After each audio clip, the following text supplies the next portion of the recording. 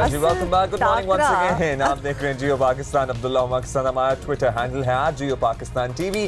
जिस तरह आपने अभी आइडिया दिया और हमने शामिल कर लिया, फिर आप कुछ भी कहना चाहें कह सकते हैं। Abdullah, you know this is our third year of Geo Pakistan. हम सारों को पता है ना, तीसरा साल, तो हम इन सारों को पता है कि हम कौन हैं और हम रोज़ आपके साथ अच्छा आगाज़ जो है वो दिन का देते हैं। टॉकिंग ऑफ क्रिकेट और पाकिस्तान का हांगकांग को हराना, मतलब कि ये तो अल्हम्दुलिल्लाह होना ही था। ये तो इतना तो एक्सपेक्ट हम कर ही रहे थे। जो real challenge is of course on the 19th, जिसके बारे में हम बात करेंगे और थोड़ा सा अपडेट देते हैं कल की। जनाब, कल का मैच इनकेस आपने मिस कर दिया तो आपको जरा बता देते हैं। बिल्कुल जी, पाकिस्तान का एशिया कप में पुरएतमाद आगाज हुआ है। जनाब, ये भी बता दें आपको कि लीग मैचेस खत्म होने के बाद सुपर 4 मरहले का आगाज 21 सितंबर यानी 21 सितंबर से होगा, जबकि दो टॉप टीमों के दरमियान फाइनल 28 सितंबर को होने वाला है।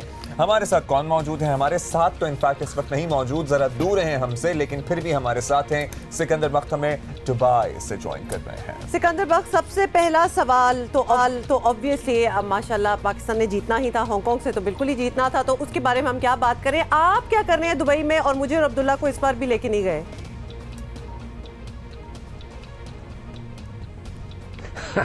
आप लोग तो हमेशा घूमते फिरते रहते हैं, इस दफ़ा मुझे मौका मिल गया, मैं बाहर निकल आया। और दुबई में मैं जो पाकिस्तान की तरफ से जो एशियन कप है उसका टेक्निकल कमेटी का मेंबर हूं। मैं हूं एक श्रीलंका से सनत जयसूरिया हैं, और अफगानिस्तान से उनके साबिक कप्तान और चीफ सेलेक्टर नौरोज़ और मंगल हैं, और बांग्लादेश से इनायत है, इंडिया से जो लक्ष्मण है। तो ये हमारे जो टेक्निकल कमेटी है, इसमें अगर कोई ऐसा इशू आता है, जैसे कभी पहले मैच में आपने देखा था कि तमीम इकबाल के गेंद फ्रैक्चर हो गया, तो अगर वो सब्स्टिट्यूट मांगेंगे तो they will come to us, और हम फैसला करेंगे कि क्या वाकई उनको सब्स्टिट्यूट मिलना है, नहीं मिलना। उसके अलावा हम man of the match decide कर रहे हैं। उसके अलावा जो प्लेयर ऑफ द टूर्नामेंट होगा उसका भी फैसला हम करेंगे। मतलब है कि ब्रिलियंट। इस मरतबा तो बड़ी भारी जिम्मेदारी आप लोगों के कंधों पर है, और ये जिम्मेदारी होपफुली आप बड़ा बखूबी निभा रहे हैं और निभाते रहेंगे। सिकंदर, कल का मैच आपने देखा, अब जरा इस जिम्मेदारी को एक तरफ रखते हुए बताएं, ओवरऑल परफॉर्मेंस कैसी लगी आपको? जो 2 विकेटें गिरी, नहीं गिरनी चाहिए थी। मेरा सिकंदर वक्त ये कहना है कि वो 2 भी नहीं गिरनी चाहिए थी, बिल्कुल ही क्लीन स्वीप टाइप हमें करना चाहिए था, और जरा कम ओवर्स में भी। देखिए, मैं पहले तो सबसे पहले ये कि यहाँ पे गर्मी बहुत है। जब मैं पहले दिन यहाँ आया था, उसके बाद मैं प्रैक्टिस देखने गया था। उस दिन पाकिस्तान और भारत की दोनों की प्रैक्टिस थी। कल का जो मैच था, जब मैं पहले फिर गर्मी पे बाद में आता हूँ, कल के मैच में असूलन हम अगर टॉस जीत जाते तो पाकिस्तान के लिए बहुत अच्छा हो जाता, एक प्रैक्टिस मैच हो जाता कि हम उसको सारे लड़के बैटिंग प्रैक्टिस कर लेते, इसलिए कि बॉलिंग तो हर एक को मिल ही जाती। फिर बॉलिंग जो थी उसको तो प्रैक्टिस मिल गई, मगर हमारी बैटिंग पूरी लाइनअप को प्रैक्टिस नहीं मिल सकी। और वो जो आप कह रही हैं 2 विकेटें, तो वो तो गिरी जाती हैं, कोई ऐसी चीज़ नहीं हुई कि खतरनाक बॉल, इनसाइड एज वगैरह। और जो लड़के हैं उनका जो टेम्परामेंट होता है जब हल्के मैच में, वो थोड़ा सा डाउन होता है, मगर कोई बात नहीं। मगर टॉस जीतना हमारे लिए बहुत इंपॉर्टेंट था। जो मैं गर्मी की बात कर रहा हूँ, इट्स वेरी इंपॉर्टेंट। हम जब प्रैक्टिस पे मैं गया था देखने के लिए, तो भारत की टीम भी प्रैक्टिस करने आई थी, मगर वो 1 घंटे के बाद अंदर जाके बैठ गई थी, इसलिए कि बहुत शदीद गर्मी थी। मगर पाकिस्तान के लड़के सारे प्रैक्टिस कर रहे थे। भारत की टीम के 6 लड़के जो इंग्लैंड के टेस्ट स्क्वाड में थे आज पहुंचेंगे या कल पहुंच गए होंगे रात को वो, और उससे पहले उनके जो सब्स्टिट्यूट वगैरह थे, रिजर्व खिलाड़ी थे, धोनी वगैरह जो कि फर्स्ट क्लास वनडे और T20 के प्लेयर थे इंग्लैंड टूर पे, वो आए थे प्रैक्टिस करने। मगर गर्मी इतनी शदीद थी कि जो पहले मैच में 2-1 लड़के जो है, वो जो बंदे जो क्राउड में थे, उनको डिहाइड्रेशन की भी शिकायत हुई और उनको हॉस्पिटल वगैरह ले जाना पड़ा। तो लड़कों की फिटनेस जो है इधर चेक हो जाएगी। और जो गर्मी का, कल थोड़ा सा कम थी गर्मी, मगर गर्मी काफी मजेदार है इधर। गर्मी काफी मजेदार नहीं, काफी खौफनाक लग रही है आपकी बातों से। तो सिकंदर, अब आप मौसम की बात कर रहे हैं, वेदर कंडीशंस की बात कर रहे हैं, इसमें जाहिर है आपको स्टेमिना भी ज्यादा दरकार है। इन पर्टिकुलर वेदर कंडीशंस को देखते हुए पाकिस्तान टीम को क्या फोकस रखना चाहिए फिर अपने 19th वाले मैच के लिए? देखो, 19th वाले मैच जो है वो बहुत इंपॉर्टेंट है। भारत का मैच जो है कल हांगकांग से होगा, फिर वो पाकिस्तान से खेलेगा, तो उनको भी एक प्रैक्टिस मिल जाएगी उसके। मगर वो उनके पास बैक टू बैक मैचेस हैं। और यहाँ मैं बताता चलूं कि भारत जो है होस्ट कर रहा है ये टूर्नामेंट। ये भारत में होना था मैच, मगर आपको पता है उनकी जो अजीब व गरीब किस्म की सियासी पॉलिसियां होती हैं भारत की कि जी पाकिस्तान नहीं आ सकता, ये नहीं हो सकता। उन्होंने पाकिस्तान ने भी अड़ गया था कि हम नहीं आएंगे, बहुत अच्छा किया था पाकिस्तान ने, तो फिर उन्होंने ये टूर्नामेंट यहाँ शिफ्ट कर दिया। अब इसलिए कि वो होस्ट हैं तो उन्होंने एक और जो है इशू खड़ा कर दिया है, और वो जल्दी आप लोगों को शायद हो सकता है अखबारात में आ गया है या आ चुका होगा या आ जाएगा। वो ये है कि जो हमारे ग्रुप में भारत और हम हैं, अगर हम 1 और 2 हो जाते हैं, जो 1 होगा वो दुबई में मैच खेलेगा और नंबर 2 जो है अबू धाबी में खेलेगा। तो भारत ने साफ कह दिया कि अगर हम नंबर 2 होते हैं हम अबू धाबी नहीं जाएंगे, हम यहीं खेलेंगे। तो अब वो भी एक चेंजेस होनी है, अब पाकिस्तान को उधर जाना पड़ेगा शायद। तो ये एक इशू खड़ा हुआ है। मगर जो आप ये कह रहे हैं कि उस मैच के लिए हमें क्या करना चाहिए, एक तो हमारी फिटनेस लेवल बहुत स्ट्रांग होना चाहिए। मैं देख रहा था लड़के प्रैक्टिस में बहुत हार्ड वर्क कर रहे थे, बहुत जबरदस्त किस्म की ट्रेनिंग कर रहे थे। फिट तो हमारे लड़के हैं, मगर यहाँ पर थोड़ी सी स्मार्ट कैप्टनसी की जरूरत होगी। और वो स्मार्ट कैप्टनसी सरफराज इस तरह कर सकते हैं कि लड़कों को लंबे लंबे स्पेल्स ना कराएं, खासतौर पर जो बॉलर्स को मैं बात कर रहा हूँ, छोटे छोटे स्पेल्स में इस्तेमाल करें, और जहां मौका मिले तो वो शोएब मलिक से बॉलिंग करा लें। जहां मौका मिले, कल जैसे उन्होंने फखर जमान से बॉलिंग कराई, उसको मैं समझता हूं कि हर मैच में आप बॉल कराएं, इसलिए कि वो बॉलिंग कराता है, आप उसको यूटिलाइज करें, उसको बना के रखें कि जब भी जरूरत हो। जैसे कि आजकल मौसम इस तरह शदीद गर्म है, अगर वो आके 3-4 ओवर करा देता है तो लड़कों पर लोड कम हो जाएगा। किसी को इंजरी हो गई, कोई मसल पुल हो गया इस गर्मी में, तो फिर वो अगले मैचेस के लिए उसको प्रॉब्लम हो जाएगी। तो यहाँ पे थोड़ी सी स्मार्ट प्लानिंग की जरूरत है। कप्तान को अंदर करनी है, कोचेज और उनके जो स्टाफ है उनको बाहर करनी है, जो कि बहुत मेहनत से काम करें। तो फोकस ये होना चाहिए बैट्समैन को रन्स करने। जब तक आप 300 रन करेंगे तो पाकिस्तान के लिए एक अच्छा चांस होगा। 300 प्लस करते हैं तो वो विनिंग चांस हो जाता है। तो बैटिंग में आपने 300 प्लस रन करने हैं और बॉलर्स को बड़ा स्मार्टली यूटिलाइज करना है, इसलिए कि हमारे पेस बॉलर्स हैं, उनकी एनर्जी ज्यादा निकलती है। ऑल राइट, बहुत शुक्रिया आपका। सिकंदर वक्त हमारे साथ मौजूद थे। पर्टिकुलर वेदर कंडीशंस में दुबई में, यूएई में बहुत ज्यादा शदीद गर्मी पड़ रही है। आई डिडंट रियलाइज कि कितनी गर्मी होगी, कि इट इज और ह्यूमिड भी हो जाता है वहाँ। वैसे ही आपको जरा ज्यादा गर्मी भी लगना स्टार्ट हो जाती है। कैप्टनसी की जरूरत है, स्मार्टली आपको बॉलर्स को यूज करना है, पेसर्स को यूज करना है, और बैट्समैनों को रन बनाने होंगे। और अगर ये दोनों चीजें हो गई तो फिर इंशाल्लाह हम जीत जाएंगे। इंशाल्लाह वो तो जाए जो भी हो जाए, इंशाल्लाह हमारी तो बिल्कुल जोर उधर ही है कि हम भी आर गोइंग टू विन। तो ये आगाज जो है बड़ा ही इंटरेस्टिंग हुआ है। मौसम की भी बड़े चैलेंजेस हैं दुबई में, but there is a lot of cricket left. And since we are talking about cricket and cricketers, तो ज़रा एक और खबर पे हम नज़र डालते हैं और आपको बताएं कि इंग्लिश ऑलराउंडर मोइन अली ने ऑटोबायोग्राफी लिखी है, और उसमें उन्होंने जहां इंकशाफ किया है कि उनको ऑस्ट्रेलिया में उसामा कहा गया, वहीं कुछ दिलचस्प वाकयात भी उन्होंने शेयर किए। और बड़ी इंस्पायरिंग इनकी स्टोरी है। ये इतने मुश्किल और इतने नामसाइद हालात से गुजर के वहां पहुंचे जहां ये हैं। मोइन अली ने बताया कि उनके क्रिकेट का शौक देखते हुए उनके वालिद ने उन्हें क्रिकेटर बनाने के लिए बहुत मेहनत की। उन्होंने गाड़ी पर चिकन फरोख्त की और घर में बॉलिंग मशीन ला कर दी। मोइन अली ने अपने जो ऑटोबायोग्राफी लिखी है इसमें बताया है कि उनके वालिद मीरपुर आज़ाद कश्मीर के रहने वाले और खित्ते के रिवायती वालिद की तरह हैं, जैसे तमाम एशियन पेरेंट्स होते हैं। और उनके वालिद की शादी पाकिस्तानी रिवायात के मुताबिक वालिदैन की मर्जी से हुई। और किस्सा भी उन्होंने बड़ा दिलचस्प शेयर किया कि 1979 में उनके वालिद 24 साल के थे, तो वो अपने जुड़वा भाई यानी चचा शब्बीर के साथ पाकिस्तान गए, जहां पर दादी ने दोनों की शादी कर दी गांव में 2 बहनों को पसंद करके। और वालिद ने शादी से पहले इनकी वालिदा यानी अपनी अहलिया को देखा भी नहीं था। Like most of the Brown families who had been settled there. देखिए क्या क्या स्टोरीज होती हैं, और खासतौर पे वैसे एक्चुअली अगर आप किसी को एडमायर करते हो, कोई इंस्पिरेशनल फिगर हो और वो कोई ऐसी किताब लिख दें तो बड़ा दिल चाहता है पढ़ने का। लेकिन खासतौर पे जो इनको चैलेंजेस ऑस्ट्रेलिया वाले लिखे गए थे जहाँ उनको उसामा कहा गया था, उनका ये भी कहना है after the autobiography came out कि वो नहीं चाहते कि ये वाला जो बात है वो बहुत ज़्यादा एक्सप्लॉइट की जाए, क्योंकि he just took it in stride. और ये भी बड़ी बात होती है अब्दुल्ला कि आप बर्दाश्त कर लें और आप आगे चलें, कि शायद लोग ना समझें और उनको अच्छा पता नहीं है। Quite I think commendable on Moin's part. बिल्कुल, और इससे बहुत से लोग इंस्पिरेशन भी ले सकते हैं कि जिंदगी में इर्द गिर्द जो आपके लोग होते हैं वो बहुत कुछ कहते हैं, आपकी नजर आपके गोल पे होनी चाहिए। That shouldn't stop you, that should not deter you. और इसीलिए तो ये इस मुकाम पे हैं कि ये किताबें लेके लोगों को इंस्पायर भी कर रहे हैं। अच्छा जी, ये तो एक चीज़ हम बताना चाहते थे, of course in case you have to pick up a book, so this is an autobiography that you can pick up जल्दी से जी। और आपको अपडेट्स से कल कराची शहर में क्या हो रहा था ये भी बात कर लें। वज़ीर आज़म इमरान खान कराची में मौजूद थे। इमरान खान हमेशा सादगी अपनाने और प्रोटोकॉल ना लेने की बात करते हैं, लेकिन सदर वज़ीर आज़म की कराची आमद पर हमने शाहाना अंदाज में तहरीक इंसाफ के दावों को बिखरते हुए देखा। गुज़श्ता रोज़ वज़ीर आज़म कराची पहुंचे तो इमरान खान के हेलीकॉप्टर ने गवर्नमेंट कॉमर्स कॉलेज में लैंड किया। उसके बाद वज़ीर आज़म प्रोटोकॉल में गवर्नमेंट कॉमर्स कॉलेज से स्टेट गेस्ट हाउस गए, वहाँ से गवर्नर हाउस भी प्रोटोकॉल में पहुंचे। खान साहब वज़ीर आज़म बनने से पहले हमेशा प्रोटोकॉल पर तनकीद करते थे। प्रोटोकॉल हमने राइटिंग में दे दिया कि कोई प्रोटोकॉल नहीं होगा आगे से, ना मैं जब एयरपोर्ट जाऊंगा ना मुझे कोई वज़ीर रिसीव करेगा ना मैंने। अगर हमें सिक्योरिटी थ्रेट है तो क्या इसका मतलब कि हम लोगों की ज़िंदगी को भी, शहरियों की ज़िंदगी को भी हम ख़तरे में डाल दें? नहीं, मेरे ख़्याल में पाकिस्तान की कौम अब आगे बढ़ना चाहती है, ये पुराना VIP कल्चर छोड़ना चाहती है, सड़कें बंद नहीं देखना चाहती।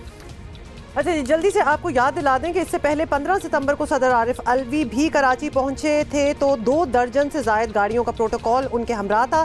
सदर मुमलिकत की मज़ार कायद पर हाजिरी के वक्त ट्रैफिक भी बंद किया गया था, जिसकी वजह से शहरियों को ऑब्वियसली परेशानी भी उठानी पड़ी थी। ये हम आपको साथ साथ बता दें कि इस पर सदर आरिफ अलवी का मौक़िफ़ था कि उनकी मर्ज़ी के बगैर उन्हें प्रोटोकॉल दिया गया और उन्होंने प्रोटोकॉल लेने से मना भी किया था। इनफैक्ट उनका ये कहना था, उन्होंने ट्विटर पर भी कहा था कि मैंने रिक्वेस्ट की थी कि मुझे इतना बड़ा प्रोटोकॉल देकर एम्बैरेस ना किया जाए, लेकिन आई गेस इस पहली बारी के बाद शायद उनकी बात सुन ली जाए और आइंदा इतना प्रोटोकॉल उनको ना दिया जाए। और उन्होंने ये भी लिखा होगा कि अब उनको खुद इस बारे में ज्यादा सख्त अहकाम जारी करने पड़ेंगे।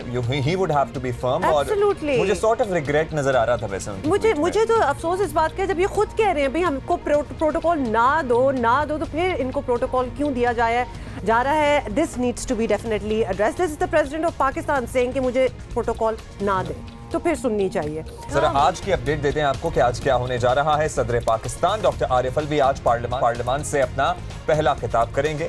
रिवायत ऑपोजिशन के एहतजाज की रही है, देखें आप आज क्या होता है। हाँ बिल्कुल, हम देखते हैं कि इस बार क्या होगा। पार्लिमानी साल के आगाज़ पर पार्लियामेंट के दोनों ऐवान का मुश्तरका इजलास होगा जी आज शाम 4 बजे, और जिससे सदर मुमलिकत डॉक्टर आरिफ अलवी खिताब करेंगे। इजलास की सदारत स्पीकर असद कैसर करेंगे और चेयरमैन सेनेट सादिक संजरानी भी सदर और स्पीकर के हमरा डाइस पर होंगे। चारों सूबों के गवर्नर्स, वज़राए आला और मुसल्लह अफवाद के सरबराहों और गैर मुल्की सफारतकारों समेत आला शख्सियात जो हैं उनको भी दावतनामे जारी किए गए हैं, और हुकूमत और अपोजिशन की पार्लिमानी पार्टियों के इजलास भी आज पार्लियामेंट हाउस में होंगे। अपोजिशन की बड़ी जमात मुस्लिम लीग नून ने इंतखाबी धांधलियों की तहकीकात के लिए पार्लिमानी कमीशन के क़याम का मुतालबा कर रखा है। तयशुदा प्रोग्राम के मुताबिक पार्लियामेंट के मुश्तरका इजलास में भी मुस्लिम लीग नून इस मुतालबे पर एहतजाज करेगी।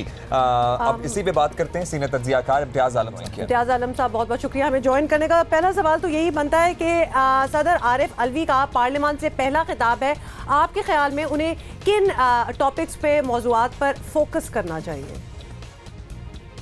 यकीनन पार्लिमानी रवायात और हमारे आइन के मुताबिक सदर अलवी वही कुछ कहेंगे जो वज़ीर आज़म इमरान खान की हुकूमत का एजेंडा होगा।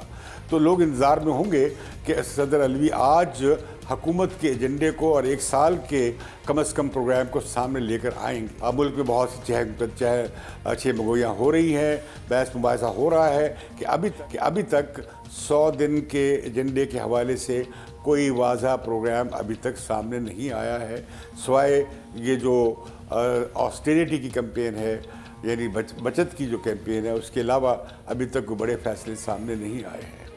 हमें उम्मीद है कि सदर आरिफ अलवी आज अपोजिशन को एतमाद में लेना चाहेंगे और जिस बात का अपोजिशन मुतालबा कर रही है, यानी इंतखाबात में मुबैना धांधली या कबल अज़ इंतखाबात जो इंजीनियरिंग हुई, उसके हवाले अपोजिशन को मुतमिन करने के लिए किसी बड़े फैसले का ऐलान करेंगे, यानी एक पार्लिमानी कमीशन का गया। इम्तियाज साहब, एक रिवायत ये रही है कि पार्लियामेंट का मुश्तरका इजलास हो तो अपोजिशन शोर शराबे और वॉकआउट की सूरत में एहतजाज करती रहती है।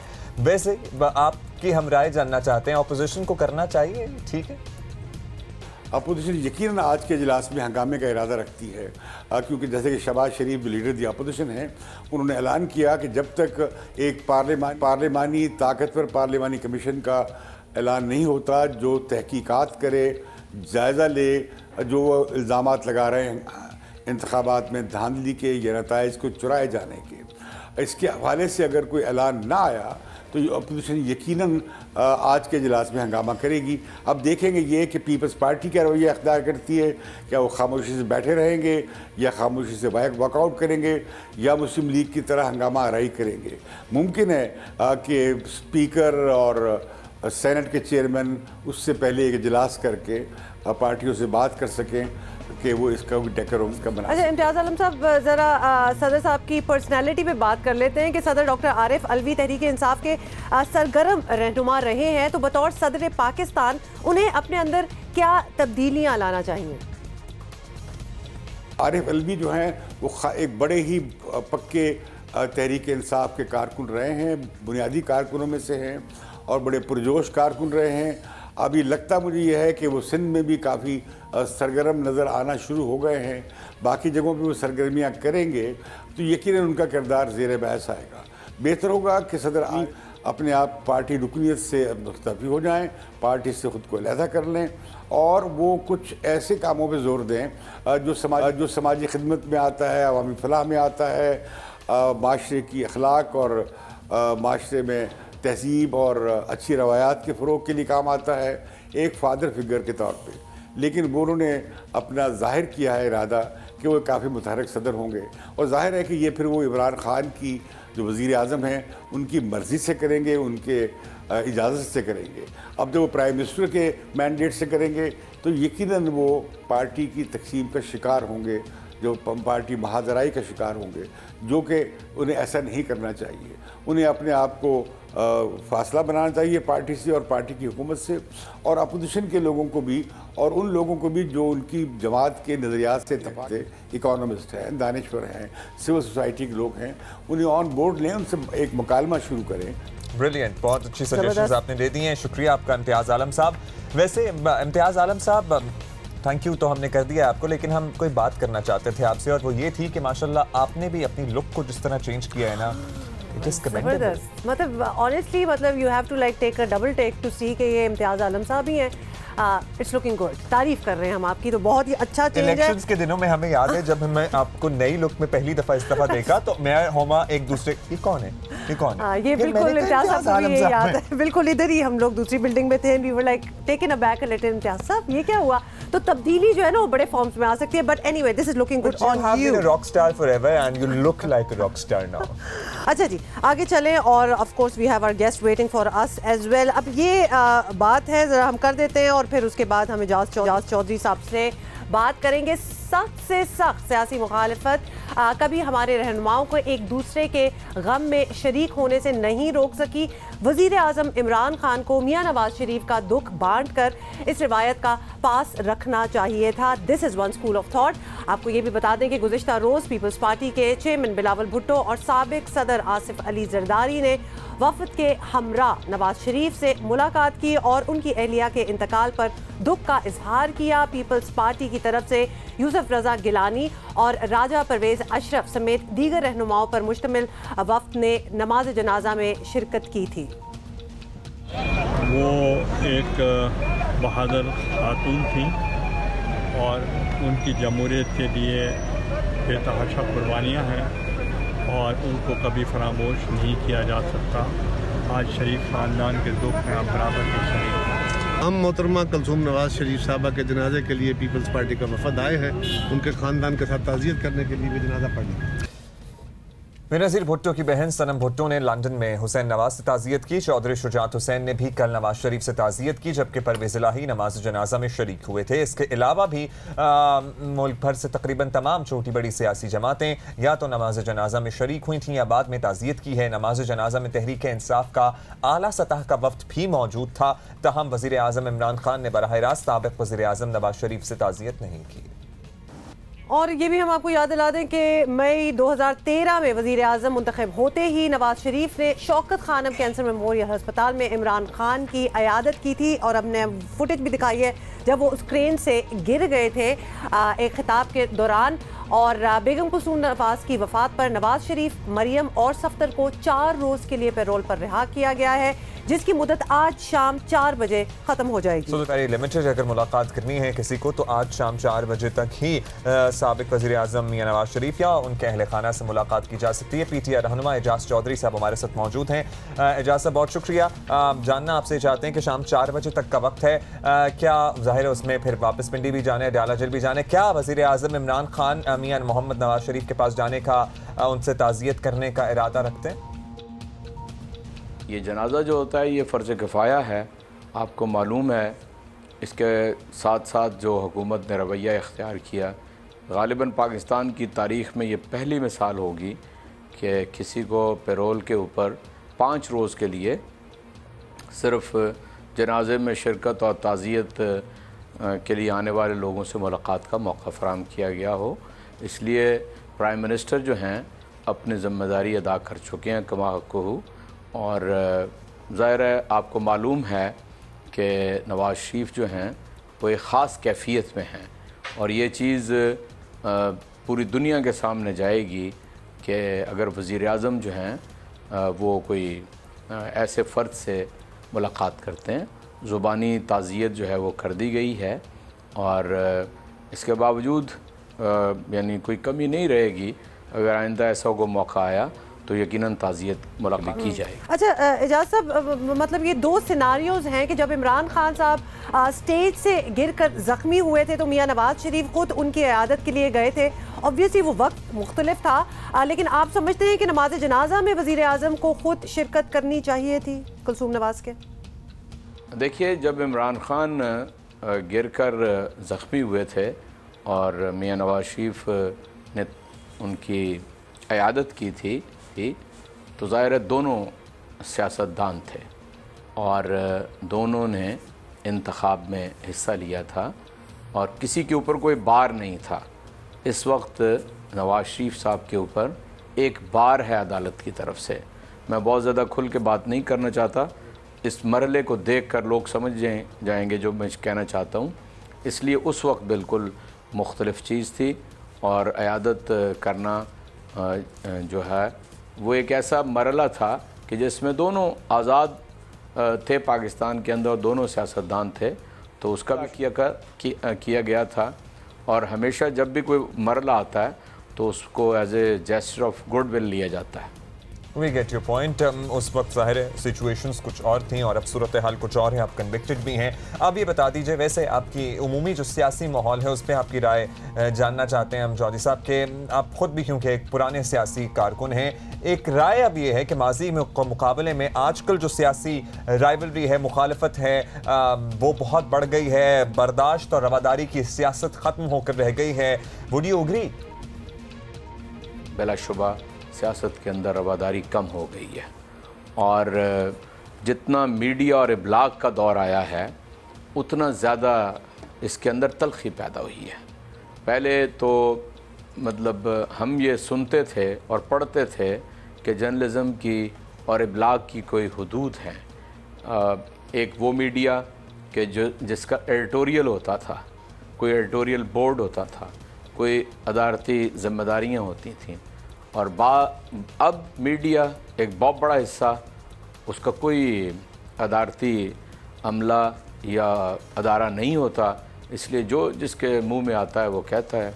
इसलिए मैं ये समझता हूँ कि सियासी अदम रवादारी का दौर है और ये कोई ज़्यादा हेल्दी और यानी रुझान नहीं है।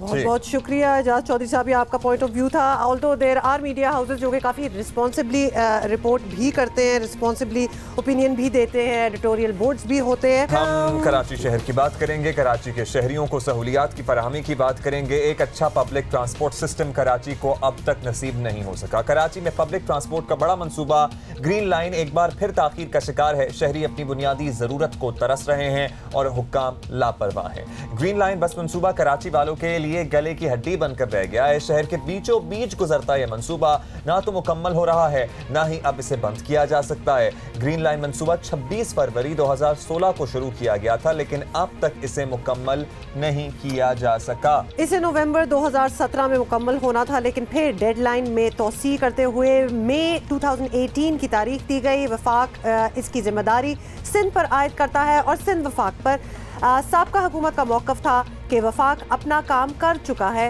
वज़ीर ट्रांसपोर्ट सिंध क्या कहते हैं? बिल्कुल जी, वज़ीर ट्रांसपोर्ट सिंध ने इसके जवाब दिया है और इसके जवाब में कहा था कि मंसूबे की तकमील वफाक का काम है, चीफ जस्टिस इसमें ताख़ीर का नोटिस लें। जिन्हें लोग नाहिल प्राइम मिनिस्टर भी कहते हैं, उन्होंने आके सफ़ेद झूठ बोला। स्टेशंस भी उन्हीं के प्रोविज़न में है जो ग्रीन लाइन बना रहे हैं और उन्होंने स्टेशन बनाए। गुजारिश करता हूँ कि ग्रीन लाइन कराची का सुओ मोटो लें और जो यहाँ पे सब स्टैंडर्ड काम हो रहा है और जो यहाँ पे ताख़ीर की जा रही है और बग़ैर प्लानिंग के कराची के कास्मोपोलिटन शहर में जो इन्होंने बददियानती की, उसका वो हिसाब किताब दे सके। नुमाइश चौरंगी से गुरु मंदिर तक सड़क ट्रैफिक के लिए जुज़वी तौर पर बंद है। सुरजानी चौरंगी, पावर हाउस, यूपी मोड़, नागन चौरंगी, सखी हसन, 5 स्टार, KDA, नाजमाबाद, गोलीमार, लसपेला और गुरु मंदिर पर बदतरीन ट्रैफिक जाम मामूल है। अब कराची से भारी मैंडेट लेने वाली PTI की वफाकी हुकूमत ही कुछ करे तो करे। अच्छा जी, नुमाइंदा जियो न्यूज़ सुलेमान सादत खान हमारे साथ हैं। उस सुलेमान से पता करते हैं कि एक्चुअली ये तो डेडलाइन एक और गुजर गई, क्या होना है सुलेमान? ग्रीन लाइन मंसूबे की तकमील की एक और डेडलाइन निकल गई है, तो इस वक्त मंसूबा किस मरहले पर है और कब तक मुकम्मल होता नज़र आ रहा है? अगर मेरी Karachi infrastructure development company limited के CEO से बात हुई है, ज़ुबैर चन्ना से। उनका ये कहना है कि जो 22 किलोमीटर का जो इनका मेन कॉरिडोर है जो कि सुरजानी से गुरु मंदिर तक है, वो मुकम्मल कर लिया गया है। अलबत्ता जो कि 21 बस स्टेशन इस पर तामीर होना थे, वो आखिरी मराहिल में हैं और उनका ये कहना था कि जो इसका फ़ेज़ 1 है जो कि सुरजानी टाउन से गुरु मंदिर तक है, उस पर जो है वो काम कॉरिडोर का मुकम्मल हो गया, तामीराती काम मुकम्मल हो गया है। अलबत्ता जो कि बस स्टेशंस हैं, एलिवेटर्स हैं और जो दीगर छोटे मोटे काम हैं, उसमें जो है वो इस साल के अख्तिताम तक जो है वो वक्त उन्हें दरकार होगा और उनका ये कहना है कि उसके बाद इसे जो है वो सिंध हुकूमत के सुपुर्द कर दिया जाएगा। अलबत्ता जब ये मंसूबा शुरू हुआ इसे 1 साल में मुकम्मल होना था 2017 तक, और इस साल भी अप्रैल की इसकी डेडलाइन दी गई थी मियां मोहम्मद शहबाज शरीफ की जानिब से, लेकिन उस पर भी ये मुकम्मल नहीं हो सका और बताया जा रहा है कि इस साल के अख्तिताम तक जो है वो ये मंसूबा मुकम्मल हो जाएगा। 16 अरब रुपए का ये मंसूबा था और अब ये बढ़कर जो है वो 20 अरब रुपए का मंसूबा हो गया। अच्छा, आप इस मंसूबे को शुरू से ही फॉलो कर रहे हैं, बताइएगा इतनी ताखीर का जिम्मेदार कौन है? वफाक सिंध हुकूमत पर मरबा डाल रहा है, वो मानने को तैयार नहीं है। जो हमारी मुख्तलिफ ज़राए थे और हुकाम से बात हुई है, लगता यूँ है कि जो जिन्होंने असेसमेंट करनी थी और जो कंसल्टेंसी फर्म थी वो उस तरह से असेस नहीं कर सकी। लेकिन अगर इसमें सिर्फ किसी को मुर्द इल्ज़ाम ठहराया जाए तो वो वफाकी इदारा है जिसने इसे बनाना था, इसके कंसल्टेंट्स, और इसको जिन्होंने तकमील तक ले जाना था Karachi infrastructure development company limited, सिर्फ वो इसके ज़िम्मेदार हैं, क्योंकि इसके ज़िम्मेदार उसके बाद सिंध हुकूमत होती है। अगर सिंध हुकूमत इस पर बसें ना ला पाती या सिंध हुकूमत इस पर जो है वो दीगर काम नहीं कर पाती, लेकिन ये सिंध हुकूमत तक जा ही नहीं सका, ये मंसूबा हैंड ओवर ही नहीं हो पाया, तो अब तक ये मंसूबा जो है वो वफाकी इदारों और वफाकी अफसरों के इर्द गिर्द ही घूम रहा है और वही यकीनी तौर पर वही इसके जो है उन्हीं के ऊपर ये इल्ज़ाम जाएगा कि उनकी वजह से ये मंसूबा ताख़ीर का शिकार हुआ है। स्क्वायर आपने वफाक पे इसका इल्ज़ाम आपको लग रहा है कि उन्हीं को देना चाहिए। इस मंसूबे में ताख़ीर के बायस शहरियों को किन मुश्किलात का सामना है, कुछ इस बारे में भी बता दें। सुरजानी से ये मंसूबा शुरू हुआ और इसे गुरु मंदिर तक आना था और फिर इसके अंदर थोड़ा सा इसको एक्सटेंड भी किया गया। पहले ये कमोबेश 17.8 किलोमीटर का था और बाद में ये 22 किलोमीटर का हुआ और एक साथ ही जो है वो हमने देखा कि शहर में काम शुरू हुआ। बिलखुसूस ज़िला बस्ती, सुरजानी टाउन और गुरु मंदिर के अतराफ़ में जो रहने वाले लोग थे उन्हें बेतहाशा मुश्किलात का जो है वो सामना करना पड़ा, सफरी मुश्किलात का सामना करना पड़ा और इन्वायरमेंटल जो है उनको मुश्किलात का सामना करना पड़ा, क्योंकि धूल मट्टी जो है वो आयरोस का जो है वो मामूल बन गई। जो लोग इस अतराफ़ में रहते हैं जहाँ से ग्रीन लाइन मनसूबा बन रहा है, क्योंकि वहाँ पर कंस्ट्रक्शन का काम एक साथ जारी था, एनवायरमेंटल जो है वो पोल्यूशन वो हो रहा था, साथ ही साथ कचरा बहुत ज़्यादा था, क्योंकि वहीं पर जो है लोगों को सफ़र भी करना होता था, वहीं पर इसका जो है वो रॉ मटेरियल भी पड़ा होता था, वहीं पर जो है वो मशीनें भी पार्क होती थी, तो घिच पिच हो गया था। ये मुश्किलात अभी लोगों को हैं, कचरा वगैरह तो इज द प्रॉब्लम, कचरा वगैरह तो is the problem of the city. और साथ अगर इस किस्म की मलबा और ये सब चीजें भी पता पड़ी हो तो आप सोच ही सकते हैं कि क्या वहाँ हाल होगा। बहुत शुक्रिया, सुलेमान सादत खान हमारे साथ मौजूद थे। इस घंटे में हमने एक बहुत इंपॉर्टेंट सेगमेंट आपके सामने रखना है, उसके लिए चंद लम्हों का इंतजार आपको करना होगा। शामिल करते हैं इस घंटे की टॉप स्टोरीज।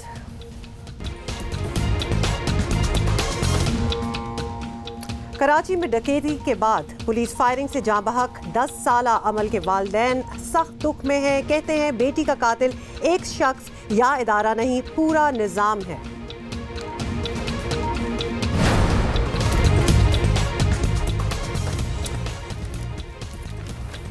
अच्छा जी, वेलकम बैक। और बहुत ही इम्पोर्टेंट हमने बात करनी है। कराची में डकैती के बाद पुलिस फायरिंग में जान गंवा देने वाली 10 साला अमल तो अब वापस नहीं आ सकती। ताहम उसके वालदा जो हैं उन्होंने एक बड़ा ही दिल दुखा देने वाला दिलखराश तहरीर लिखकर सबको हिला दिया। अमल का कातिल, उनका कहना है, वालिदा का कहना है कि अमल का कातिल एक शख्स या इदारा नहीं, पूरा सिस्टम है, सब जवाबदेह हैं। 10 साला अमल की वालिदा ने लिखा है कि 13 अगस्त की रात जब वो अपने शौहर और 2 बेटियों के साथ जश्न आज़ादी मनाने के लिए कार में निकली तो एक सिग्नल पर डाकुओं ने उन्हें रोका, उनका मोबाइल फ़ोन और उनका बैग छीना। और उसके बाद क्या हुआ ये जानने के लिए हमारे साथ बीनिश उमर, अमल की वालिद, और उमर आदिल जो उनके वालिद साहब हैं, मौजूद हैं स्टूडियोज़ में दोनों। और इसी के साथ हमारे साथ स्टूडियोज़ में तशरीफ़ फरमा हैं इस केस में इंक्वायरी करने वाले police officer DIG south Javed Odho साहब भी। Sir, welcome to Geo Pakistan. और हम ऑन स्क्रीन आप दोनों से पहले ताज़ियत कर लें और फिर माजरत के ज़ाहिर है हमें बात करनी है और आपने कुछ लिखा है तो कुछ सोच के लिखा होगा, और you would have to relive those moments and reiterate and re-narrate them to us, लेकिन ये ज़रूरी भी है। बिल्कुल, एब्सोल्युटली। बिनेश, आप ही से शुरू करते हैं क्योंकि एक स्टोरी जिस तरह आती है उसके तौर पर तो हमें खबर मिली, लेकिन उसके बाद जब आपने वो आर्टिकल लिखा और उसमें डिटेल किया कि क्या क्या हुआ है, तो उससे एकदम एक खौफ सा एज अ कम्युनिटी एक खौफ तारी हो गई कि एक चीज़ होती है तो उसके बाद निज़ाम उसको सपोर्ट नहीं करता और गिरता चला जाता है। अगर if you could start from the beginning कि उस दिन हुआ क्या था? आई थिंक आर्टिकल जिसने भी पढ़ा होगा उसने तो पढ़ ही लिया होगा। जो मैंने basically the idea of writing it was just so that हमारी साइड ऑफ द स्टोरी भी लोगों तक पहुँचे। और ये हमारी कंसर्न एज मतलब ऑब्वियसली हमारा लॉस तो हो गया, वो कभी वापस नहीं आएगी अमल। पाकिस्तान में और बहुत लोग। बिल्कुल बिल्कुल, take your time Biresh, take your time. बहुत मुश्किल है ये बात करना और ये हमारे लिए सुनना भी मुश्किल है। ये कोई भी पढ़ रहा हो, it's a very difficult thing to even imagine कि अगर आपके साथ भी हो सकता है, आपके बच्चे के साथ भी हो सकता है, आपकी फैमिली के साथ भी हो सकता है। लेकिन एक चीज़ हो जाना और उसके बाद उस चीज़ को सपोर्ट ना मिलना, ये बहुत मुश्किल बात है और इस पे आज हमने कॉन्सेंट्रेट भी करना है कि किस तरह से एक सीरीज ऑफ इवेंट्स होते चले गए और फिर सपोर्ट नहीं मिली सिस्टम की तरफ से। उमर, आप लोग जा रहे थे एग्जैक्टली कहाँ जा रहे थे डिफेंस में? हम जी कोरंगी रोड पर थे। कोरंगी रोड पे डिफेंस का ख़याबान इत्तेहाद वाला सिग्नल है जो हमारे लेफ्ट पे इत्तेहाद थी और we were heading towards FTC।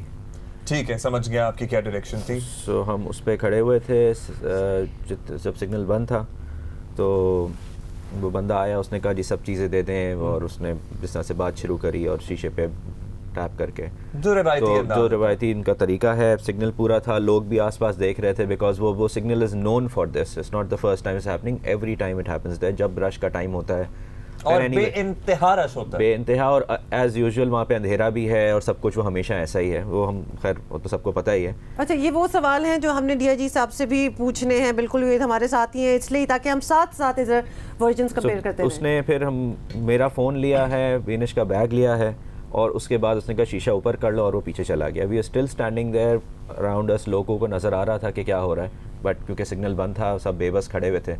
उसके बाद हमारी गाड़ी चलना शुरू हुई और हम अपने बच्चों को भी काम डाउन ही कर रहे थे।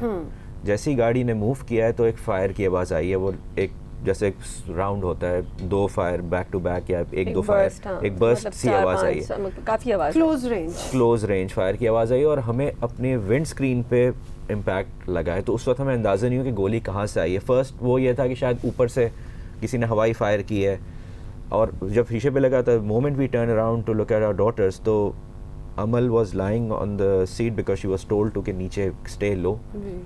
जो मेरी छोटी बेटी है उसने मेरी सीट पकड़ी हुई थी और उसके बाद बस हमने सीट पे ब्लड ही ब्लड देखा है। तो उस वक्त हमें अंदाज़ा नहीं हुआ, क्योंकि जब बच्चा लेटा हुआ होता है तो ऑब्वियसली सर पे बाल, माथे पे बाल गिरे हुए होते हैं, हमें पता नहीं चला, बस her eyes were open and there was blood all over.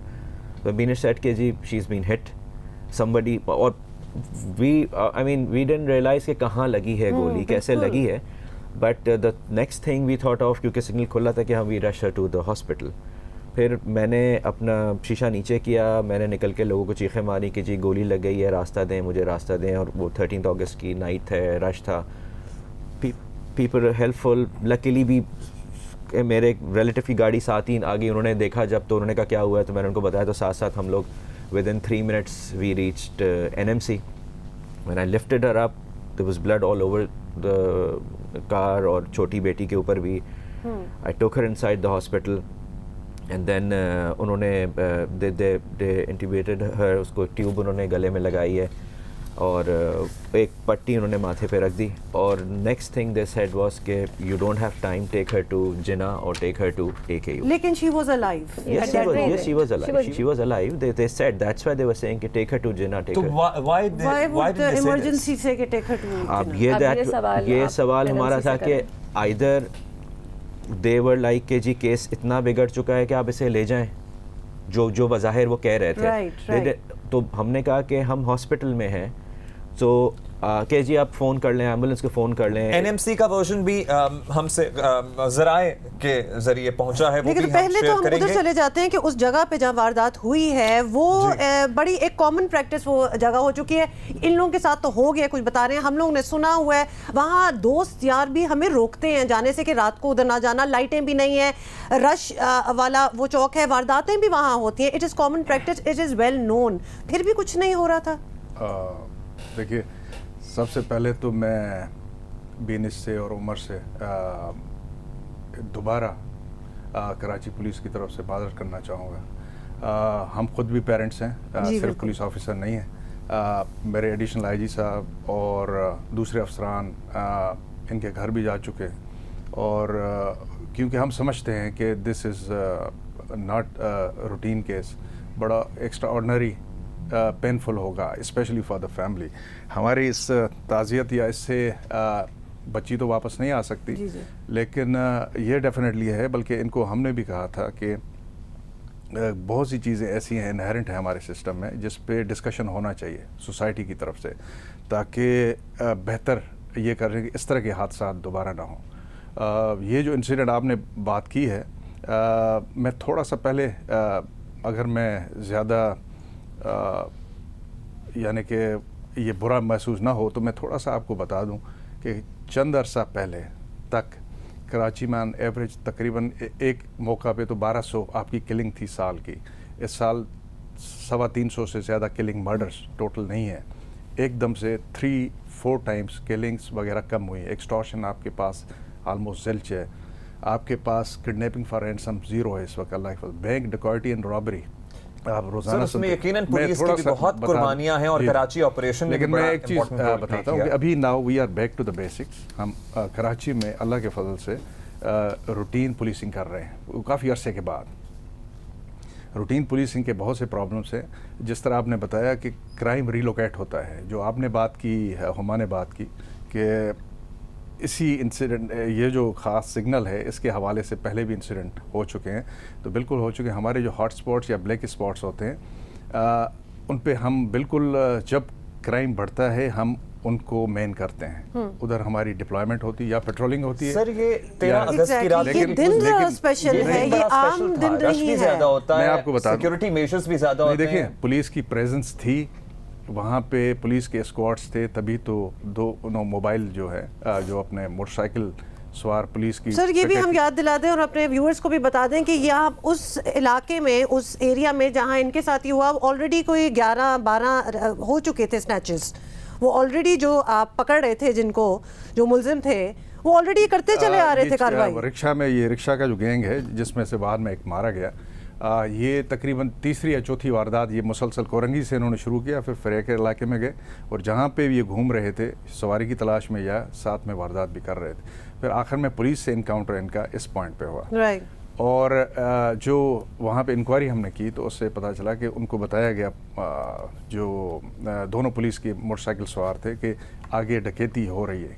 क्योंकि मैंने जिस तरह बताया कि पॉइंट्स रिलोकेट होते हैं, एक जगह हम कंसंट्रेट करना शुरू कर दें तो थोड़ी सी डिस्प्लेस हो जाती है डकैती, या ये जो स्ट्रीट क्राइम है इसका नेचर ऐसी है।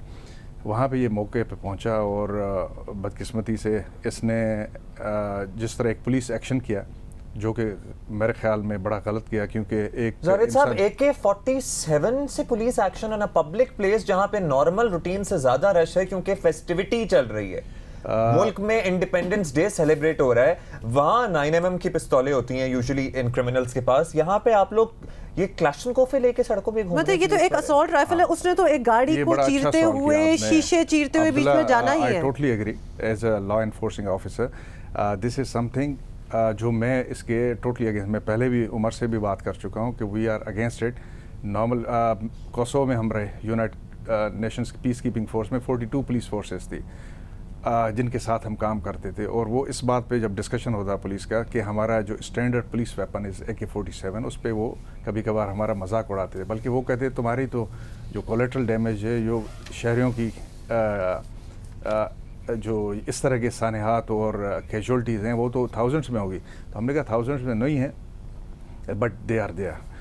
देखिए ये 79 की वॉर, अफगान वॉर के बाद बहुत सी चीज़ें जो हमें मिली, उसमें एक AK-47 भी जी बिल्कुल मिली, क्योंकि क्रिमिनल्स ने ये जब वारदातें, छोटी छोटी वारदातें, आम स्ट्रीट क्राइम, इस तरह की वारदातें करनी शुरू कर दी, तो उन्होंने इस असॉल्ट वेपन से करना शुरू कर दिया। पुलिस के पास फायर पावर नहीं था, तो उस वक्त पुलिस कमांड ने सिर्फ यहाँ पे नहीं पूरे पाकिस्तान में उन्होंने सोचा कि जी हमने कम से कम मैचिंग फायर पावर के साथ आना है स्ट्रीट पे, और बदकिस्मती से ये उस दौर की लिंगरान कर रही है, तो वो अभी तक चल रही है। अच्छा, अब तक नहीं हो सका, मान भी रहे हैं, गलतियां भी हैं, लेकिन ये सिस्टम इधर रोकेंगे, लेकिन बिल्कुल सही बीनिश ने जो अपने आर्टिकल में लिखा और अभी भी बता रहे हैं, ये पूरे एक सिस्टम का फेलियर है। ये सिर्फ एक स्ट्रीट क्राइम और उसके बाद ओवर वेपनाइज्ड होना, हमारी पुलिस और खासतौर पे असॉल्ट राइफल्स लेके निकलना, but we have to bring in the hospital emergencies as well, और हमने उस पर भी बात करनी है। नेशनल मेडिकल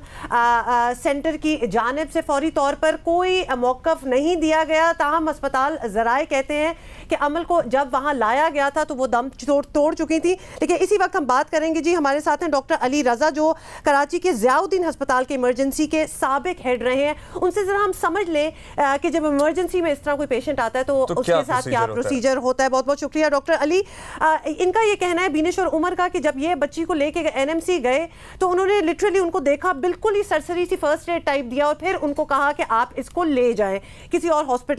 क्या कोई भी एस्टैब्लिश्ड हॉस्पिटल की इमरजेंसी ये करती है कि अगर हैंडल ना कर सके या जो भी उनका मौक़िफ़ हो, आप आगे ले जाएं? जी वालेकुम सलाम। पहली बात तो ये कि इंतहाई अफसोसनाक केस था, और जो आपकी सवाल है कि हॉस्पिटल आते हुए जो मरीज इस हालत में पहुंचता है तो क्या उसे हम पहले पुलिस केस या इन चीजों की तरफ लेके जाएं या कि उसकी तिब्बी इमदाद करें।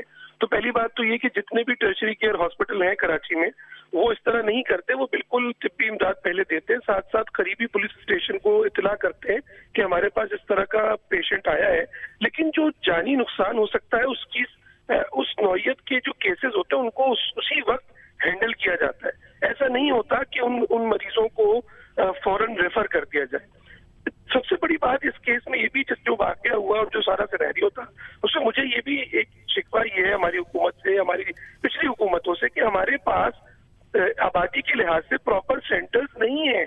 हमारे हॉस्पिटल्स में इमरजेंसी फिजिशियंस नहीं है, वो डॉक्टर जो प्योर इमरजेंसी देख सकता है।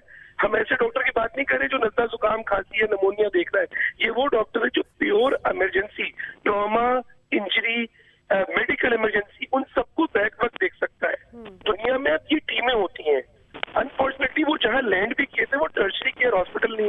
वो एक इलेक्टिव सेटअप है जहाँ पर इमरजेंसी बहुत सुपीरियर नहीं है, बहुत अच्छा सेटअप है, इलेक्टिव केसेस बहुत अच्छे होते हैं, काफी बड़े डॉक्टर्स आते हैं वहाँ, लेकिन यार हमारा वीक है और उसमें सिर्फ उस जगह की कमजोरी नहीं है, कई ऐसे गवर्नमेंट हॉस्पिटल्स हैं जहाँ की इमरजेंसी उस जगह से भी बुरी है।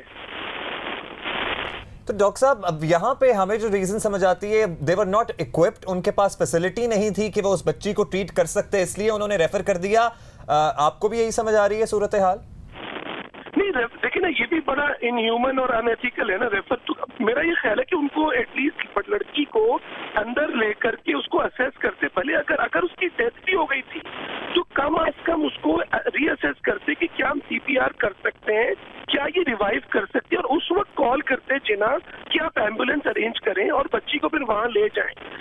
तो फौरी तिब्बी इमदाद ही नहीं है। उसी तरह एम्बुलेंस वालों का हाल है कि वो पहले बात कर रहे हैं कि जी आप पहले हॉस्पिटल बुक करें। हमारे पास फर्स्ट रिस्पॉन्डर नहीं है। हमारी एम्बुलेंस का मतलब है कि एक ऑक्सीजन सिलेंडर, एक ड्राइवर और एक चारपाई जो उसमें डली होती है, दैट्स इट। हमारे पास हॉस्पिटल, हमारे पास फर्स्ट एड एम्बुलेंस का कॉन्सेप्ट ही नहीं है, उसमें डॉक्टर होता ही नहीं है, तो उसको एम्बुलेंस आप कहेंगे कैसे? क्या फर्स्ट एड देते हैं हम लोग? अच्छा डॉक्टर साहब, लास्टली मैंने ये जानना है आपसे कि अगर किसी हादसे में, किसी भी इंसिडेंट में किसी की जान चली जाए, प्राइवेट अस्पताल वो पहुंचा हो, वहां पे उसकी जान चली जाए, उसके बाद उसका किसी सरकारी अस्पताल मैयत को लेकर जाना जरूरी है? एक्चुअली ये भी अगेन लॉज क्लियर नहीं है इस बारे में। मेरे ख्याल ये तो कोई मेडिको लीगल ऑफिसर या मेडिको लीगल डॉक्टर ज्यादा अच्छा बता सकता है, लेकिन ये है कि ऐसा भी अगर पुलिस ऑफिसर वहाँ मौजूद है और अगर कोई MLO वहाँ है तो वहीं हो सकता है। अगर टर्शियरी केयर हॉस्पिटल में मेडिको लीगल ऑफिसर नहीं है तो फिर लाश जाती है, बिल्कुल जाती है जनक, जो अगेन एक बहुत पेनफुल प्रोसेस है। बहुत शुक्रिया आपका डॉक्टर अली। हम एक और बात भी बता दें कि जब वो सिस्टम फेलियर की बात होती है तो किस किस टीयर पे सिस्टम फेल हुआ है, कि उसके बाद इमरजेंसी में आपको कहा गया कि आप एम्बुलेंस भी खुद अरेंज करें और आप कॉल करें। एम्बुलेंस वाले ने आपको कहा कि आप पहले बुकिंग कराएं आपके पास अगले अस्पताल जहां भी आप लेके जाना चाहते हैं। हमने पहले ये कभी नहीं सुना कि आपको एम्बुलेंस पहले आपसे ये सवाल करे कि आगे आपके लिए जगह है कि नहीं है। ये भी हम आपको बता दें थोड़ा सा कि हमने अमन एम्बुलेंस वालों को भी कांटेक्ट करने की कोशिश किया था और उन्होंने अभी हमें रिस्पॉन्ड नहीं किया, तो लिहाजा ये उन्होंने नहीं बताया। क्या हुआ था एग्जैक्टली? उन्होंने हाथ ही नहीं रखा बच्ची पे, एक पट्टी बांध? नहीं, उन्होंने बेसिक इंट्यूबेट करके उसकी वेंट में एम्ब्यू बैग लगाया था, जो मैंने आर्टिकल में भी लिखा है। उसके अलावा जिससे मैनुअली वो पंप कर रहे थे, उन्होंने एक बेसिक पट्टी सर पे रखी हुई थी। उसके अलावा 2-3 ट्यूब्स थी जिससे वो ब्लड को सक आउट कर रहे थे because she was bleeding internally also. In that scenario they were like के you have to take her to Jinnah. आप जिना लेके जाएं, AKU लेके जाएं, जिना लेके जाएं। देखें, ये अगर बच्ची एक्सपायर हो चुकी, जिन्होंने बयान में लिखा है क्लिनिकली डेड होगी, तो फिर आप इमरजेंसी केस में ये नहीं कहते जिना लेके जाएं। तो वो तो बाहर चीपा की एम्बुलेंसेज भी खड़ी हुई थी, अगर वो एक्सपायर हो गई थी तो वैसे ही उठा के लेके चले जाते। हाँ, क्योंकि जाहिर है उसके लिए प्रॉपर्ली इक्विप्ड हेड इंजरी वाली एम्बुलेंस की जरूरत नहीं है। तो मैंने उनसे कहा कि मैं हॉस्पिटल में आया हुआ हूँ, इसको जो हमने भी देखा है और पढ़ा है कि इसको आपकी रिस्पॉन्सिबिलिटी है, इसको शिफ्ट करें। तो उन्होंने मुझसे फिर एक साहब डॉक्टर थे, उन्होंने कहा कि देखिए जी एम्बुलेंस आएगी नहीं, 13 अगस्त की रात है, आपको पता है रश लगा हुआ है, आप ऐसा करें गाड़ी में ले जाएं इसको अपनी। तो मैंने कहा मेरी गाड़ी मुझे नहीं पता मैंने रोड पे कहाँ छोड़ी है, उसमें ब्लड भी है, उसमें बुलेट्स भी हैं, शीशा भी टूटा हुआ है, तो आप मुझे बता दें क्या मैं अपनी छोटी बेटी को यहाँ छोड़ूं, बेगम को लेके जाऊं, या मैं खुद गोद में उठा के लेके जाऊं? तो आप में से कोई नहीं कोई चल। There were 7 people standing there, there was a lady there too. मैं उनसे बोला कि क्या आप और बिकॉज़ ऑफ ह्यूमैनिटी कोई एक बंदा, उन्होंने कहा सॉरी वी कांट गो। मैंने कहा मुझे ये भी नहीं पता सर जिना के लिए मैंने किस तरह ड्राइव करके लेके जाना है, बस if I am opting to drive would you come with me? They said no we can't. And then we said कि आप एटलीस्ट ये जो एम्ब्यू बैग लगा हुआ है, इसको लगा हुआ है व्हिच इज हेल्पिंग हर, तो एटलीस्ट हमें बता दें ये कैसे वर्क करना है, हम ये ले जाते हैं साथ, आप बता दें क्या करना है इसको, सब कुछ निकाल के। तो उन्होंने कहा कि ये भी हम आपको नहीं देंगे। तो इसका मतलब कि the protocol that they were giving was it just for a show, या फिर वो अगर बच्ची चली गई थी, एक्सपायर हो गई थी, तो प्रोटोकॉल क्यों दे रहे थे? मेरा सवाल आप उस वक्त बता दें, एटलीस्ट आपको वो उम्मीद ना दें, कह दें कि भाई वो she is clinically dead as it is. तो फिर आप ये बोलें ना कि she clinically dead, then why arrange for the ambulance in the first place? Why you telling me to call Aman? Why you telling me to get an ambulance? यानी misinformation, no help, कोई assistance आपको नहीं मिल रही, although आप पहुंच भी जाते हैं अस्पताल पे भी तो आपको कोई। देखें जी, जिंदगी मौत तो अल्लाह के हाथ में है, उसको तो कोई ना रोक सकता है। जब वो आई थी, वो 10 साल लेके आई थी अपने साथ, को रोक नहीं सकते, but the circumstances that happened जो सिचुएशन बनी, आप क्लियर अगर एक हॉस्पिटल में, I mean I work with a lot of hospitals, I am a film maker, I work with AKU, I work with Indus hospital, एक तरीका होता है मैनेज करने का कि पेरेंट्स लेके आ रहे हैं तो आप पहले उनको काम डाउन करते हैं कि जी you stay, we will handle it, let us handle it, let us. एक एम्बुलेंस को कॉल करने के लिए हॉस्पिटल क्या कॉल नहीं कर सकता? एक हॉस्पिटल होते हुए कॉल। मेरी एक बेटी जो है वो रिसेप्शन पे स्टूल पे 6 साल की बच्ची अजीब से एक रिसेप्शन पे बैठी हुई है जो ट्रॉमा से गुजरी है, जिसने ये सब देखा अपने आंखों के सामने। और मैं एक लैंडलाइन पे अपनी दूसरी बेटी को क्रिटिकली जो इंजर्ड है उसके पास नहीं खड़ी, मैं लैंडलाइन पे खड़े हुए एक हॉस्पिटल से एक एम्बुलेंस को अरेंज करने की कोशिश कर रही हूँ। ये वो एटलीस्ट अगर वो कुछ कर सकते थे तो वो ये कर सकते थे। वो कहते हैं कि एम्बुलेंस उनके लिए तो रोज का काम है ना एम्बुलेंस अरेंज करना कि सर 5 मिनट में एम्बुलेंस आ रही है आप ले। अच्छा, और अमन ने पहले तो मुझसे बात करी, जो भी वहाँ रिप्रेजेंटेटिव थी, खातून थी एक फ़ोन के ऊपर, मैंने उनको पूरी सिचुएशन एक्सप्लेन करी उस सब उसके अंदर ही कि मैंने उनको बोला कि 10 साल की बच्ची है, सर में गोली लगी है, बहुत क्रिटिकल है, आप फ़ौरन एम्बुलेंस भेजें। वो मुझे से भी कहती थी डोंट वरी, आप परेशान नहीं हो। भाई मैं कैसे परेशान नहीं हूँ? आप मुझे ये नहीं बता रही, मुझे आगे से कह रही हैं आप पहले बता दें कौन सा हॉस्पिटल में, JPMC में या AKUH में आप बेड की बुकिंग बता दें। फिर उन्होंने फ़ोन बंद कर दिया। फिर मैं दोबारा उनको किसी को बोला कि भाई फ़ोन मिलाए दोबारा, अमन को कोई फ़ोन मिलाए। आप ये सिचुएशन देखें कि मेरा फ़ोन चोरी हो चुका है जो उसने ले लिया था, इनका phone already it was in my daughter's hand when this happened, so उसकी कंडीशन आप सोच सकते हैं क्या होगी। ठीक है, उस फ़ोन पे हम कह रहे हैं एंड जो उन्होंने बयान आया है हॉस्पिटल का, जो चीज़ें आई हैं वो ये कह रहे हैं कि जी हमें पहले से फ़ोन करे, वे आर रेडी फॉर। किसने फ़ोन किया था उनको पहले से? किसी ने फ़ोन नहीं किया। अच्छा एग्जैक्टली, ये भी हमने एक वर्जन देखे कि हम तो रेडी थे, ये और ये समझ नहीं आया कि किसने किया। ये देखें वो कर क्या रहे हैं, जो एक यहाँ पे दस्तूर होता है कि चीज़ों को थोड़ा सा यहाँ से 10 मिनट कम कर दिए, वहाँ से 10 मिनट बढ़ा दिए, उनको किसी ने पहले से फ़ोन नहीं किया था। पहला फ़ोन मैंने अपनी बहन को किया था बताने के लिए कि मैं NMC में हूँ और उसके मेरी बेटी के अमल के इस तरह गोली लगी। That was the first phone I did call with. किसी ने NMC को फ़ोन नहीं किया था और वो 10 दैट वाज 10 मिनट्स उसने किसी ने फ़ोन किया था उसके बाद किया होगा, लेकिन वो 10 मिनट वहाँ पहुँचने के बाद nobody was ready for it. और वो जो कह रहे हैं कि हमने फिर जिना भेजा उसके लिए, उन्होंने नहीं, वो जब एक्सपायर हो गई थी, बिकॉज मेडिको लीगल केस होता है जिस तरह जावेद साहब ने भी कहा था, तो मैं फिर उसे खुद चीपा की एम्बुलेंस जो बाहर खड़ी होती हैं, वो जैसे साहब ने बोला कि चरपाई वाली, उसमें बैठा के मैं खुद लेके गया, मैन शी वाज एक्सपायर्ड। तो वो उन्होंने थोड़ा सा कि जी हमने भेजा, ऐसा कुछ नहीं था।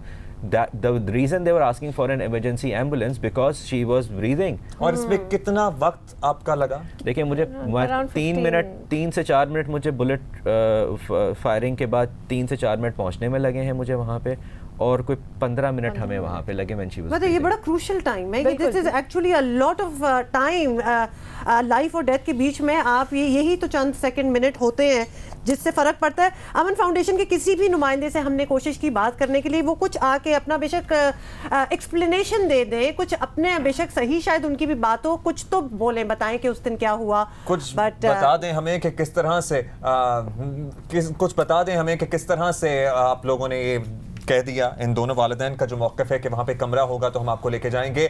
जियो न्यूज़, जियो पाकिस्तान का प्लेटफॉर्म हाजिर है, चाहे अमन फाउंडेशन हो, चाहे नेशनल मेडिकल सेंटर हो। नेशनल मेडिकल सेंटर की तरफ से भी हम चाहते हैं कि कोई बाज़ाब्ता तौर पर हम तक पहुँचे और हमें अपना वर्जन दे कि उस दिन हुआ क्या था। हमारे स्पेशल कॉरेस्पॉन्डेंट डोगर साहब भी हमें आपको पता है। डोगर साहब, हम सोच रहे थे कि आपसे सबसे पहले तो पुलिस का ही पहलू हम डिस्कस कर लें, क्योंकि आपकी काफ़ी एक्सपर्टीज भी है, और तो यहाँ तो पूरा ही सिस्टम एक फेलियर है। लेकिन पुलिस पे हम पहले बात कर लेते हैं कि पुलिस की गफलत आपको कहां-कहां नजर आई? देखिए जो वाक़या हुआ, जैसा कि हम डिस्कस कर रहे हैं कि उसमें जो इस तरह के पब्लिक प्लेस के ऊपर इतना बड़ा इनकाउंटर करना और इस तरह फायरिंग करना सरेआम और AK-47 से, एक तो पहला तो ये था कि इस तरह का नहीं होना चाहिए। जैसा कि गुज़िश्ता रोज़ पिंडी का भी एक वाक़या हुआ, खुद पुलिस वाला जो है वो फायरिंग कर रहा है और इस तरह छोटे वेपन से कर रहा है भले, लेकिन वो अपने ही आदमी को गोली लगा मार रहा है। इसी तरीके से जो मेरे लिए जो शॉकिंग था जब ये इंसिडेंट हुआ था, तो SSP साउथ का एक मौक़िफ़ सामने आया था इमीडिएट, जो उन्होंने बहुत कोशिश की थी कि किस तरीके से तमाम मीडिया पे हाईलाइट भी हुआ। वो ये जाहिर करना चाह रहे थे कि जो बच्ची को गोली लगी वो पुलिस की गोली नहीं लगी। हालांकि इसमें बहुत टाइम लगता है, बच्ची की डेड बॉडी जब हॉस्पिटल पहुंची है उसका पोस्टमार्टम होता है, और इसको जो अथॉरिटी होती है इस तरह का स्टेटमेंट देने की, वो डॉक्टर होता है या MLO होता है या पुलिस सर्जन होता है। तो वो एक डाइवर्ट करने की कोशिश की गई। हालांकि उन SSP को या उन पुलिस को ये भी सोचना चाहिए था कि अगर गोली डाकू की भी लगी है तो भी किसी तरह से उनकी ही जिम्मेदारी है। और दूसरा, इस मामले में जो सारा मैं देख रहा हूँ कि इसमें मैं अमूमन इस तरह के वाक़यात में जो माजी में भी हुए, हम ये मौक़िफ़ रखते हैं कि इस तरह के वाक़यात में पुलिस जो है वो मुल्ज़म होती है, पुलिस ही इसमें मुद्दई होती है और पुलिस तफ्तीशकार है, पुलिस ही मुनसफ है और पुलिस ही जो है वो ये सारा मामला कर रही है। तो मैं समझता हूँ कि इसमें वो इंसाफ नहीं मिलता। एक हद तक तो तासर मिलता है कि होगा, लेकिन आगे चल के जब ये केस कोर्ट में जाता है और उसमें आगे जाके चीज़ें होती हैं तो उसमें वो रिजल्ट नहीं होता जो मिलना चाहिए। मैं समझता हूँ जो मुल्ज़म को सजा मिले। को लेके हम जावेद ओडो साहब के पास आएंगे। जावेद साहब, पुलिस ही अगर जिम्मेदार है, फिर पुलिस ही मुल्जिम भी है, पुलिस ही मुद्दई है, पुलिस ही तफ्तीश भी कर रही है, तो इंसाफ कहाँ होगा? देखिए, आपको इदारों के मुताबिक चलना है। पूरी दुनिया में यही स्टैंडर्ड है और इस केस में भी पुलिस ने अपने ही पुलिस वाले को, जिसने इन चीज़ के साथ कोई दुश्मनी नहीं थी लेकिन उसने एक गलत इनकाउंटर किया, तो he was booked in charge under the relevant sections of the law ultimately. जहाँ तक बात है कि एसएसपी ने पहले नहीं कही, मैं थोड़ा सा वजाहत कर लूँ, बहुत ज़रूरी है कि इसमें पहली बात तो ये है कि जो मेडिको लीगल एक्सपर्ट ओपिनियन आपने कहा कि ये क्यों ज़रूरी होता है, इस तरह के बहुत ज़रूरी है। एक कानून एक एक्सेप्शंस के लिए नहीं बनता, कानून जनरलाइज्ड होता है। बहुत सी हमारे, अगर हम मेडिको लीगल किसी इंजरी में और किसी फैटलिटी में मेडिको लीगल की शर्त गवर्नमेंट न रखे, स्टेट न रखे, तो क्या होगा? बहुत सी उन केसेस के बारे में भी आप सोचें जो ऑनर किलिंग्स होती हैं, घर में माँ बाप ने खुद मारा, बहुत से अभी तक हो रहे हैं और उनको बाद में दफन कर दिया और कहा कि नहीं जी नेचुरल डेथ। मेडिको लीगल, तो मेडिको लीगल पहली बात मैं वो वाज़े कर लूँ, तो इसलिए ज़रूरी। दूसरी बात हुई कि पुलिस अपनी इन्वेस्टिगेशन क्यों करती है? We are not the final forum. हम एविडेंस रख के कोर्ट में पेश करते हैं जहाँ पे हर एक को राइट होता है। Police is just one of the parties और वहाँ पे अल्टीमेट फैसला जो डिसीजन मेकिंग होती है वो कोर्ट की होती है, तो उसमें पुलिस की से उस तरह नहीं है जिस तरह आप कहते हैं। दूसरी बात, इस इंसिडेंट के हवाले से मैं वाज़े कर लूँ कि हुआ क्या था। शुरू में हमें सीसीटीवी फुटेज जो कि डीएचए डिफेंस अथॉरिटी की मिल्कियत है, ज़ाहिर है उसमें हमें एक प्रोसीजर फॉलो करना पड़ता है, उनसे लेनी पड़ती है, उसमें टाइम लगा, 1 दिन लगा। और जो मेडिको लीगल जना पोस्ट ग्रेजुएट मेडिकल सेंटर में जिसने बच्ची की थी, खातून डॉक्टर थी, आई एम श्योर कि शी वाज कॉम्पिटेंट। वो आखिर तक, उनकी अगर रिपोर्ट आज भी आप पढ़ेंगे, क्योंकि मैंने उनको इंटरव्यू भी किया, तो वो आखिर तक बज़िद थी कि नहीं, ये जो आम तौर पे स्मॉल वेपन से जिस तरह की इंजरी होती है ये उस तरह लग रही है मुझे, ये बड़े वेपन की नहीं है। इसकी वजह से मेरे ख्याल में शायद ये हो सकता है कि कोई कन्फ्यूजन हो। एसएसपी को भी शुरू में, क्योंकि वो मेडिको लीगल रिपोर्ट मिली और खातून को उसको इंटरव्यू किया, फाइनल ओपिनियन अभी भी उसका ये था कि जो मेरा एक्सपीरियंस है, दिस इज स्मॉल वेपन। अच्छा सर, एक second, I am going to interject here. सिर्फ ये बता दें, वेपन जो भी यूज हुआ हो, गोली जिसकी भी लगी हुई, लेकिन एक भरी इंटरसेक्शन पे जहाँ एक वो ओकेजन भी इस किस्म का है कि ज़्यादा भरी हुई है, बहुत गाड़ियाँ हैं, बहुत लोग हैं, बिजी किस्म का सिचुएशन है, वहाँ क्रॉस फायर करना, ये मुकाबला, मतलब ये एक स्टैंडर्ड ऑपरेटिंग प्रोसीजर है कि हम जहां भी नजर आए हम गोली मार देंगे। ये बात एक्सप्लेन करना इस मौके पे, इस माहौल कॉन्टेक्स्ट में बड़ी पेनफुल होगी। शायद मेरी जो भाई हैं और बहन हैं बीनिश और उमर के लिए बड़ी महसूस, दिस इज़ द स्टैंडर्ड बिल्कुल है। उसमें मकसद ये नहीं होता है किसी, क्योंकि हमने ये भी देखना है पुलिस का मोरल। अगर आपको याद होगा कराची में जब पुलिस की रोज़ाना डेड बॉडीज़ होती थी तो पूरी फोर्स का मोरल कितना नीचे आ गया था और क्राइम फाइटिंग उनकी जो प्रोग्रेस है, जो एफिशिएंसी है, कितनी मुतासर हुई थी। तो इनको हमेशा पूरी दुनिया में ये समझाया गया पुलिसिंग में कि जब आप क्रिमिनल को इंगेज करें, इट्स आइदर यू और हिम।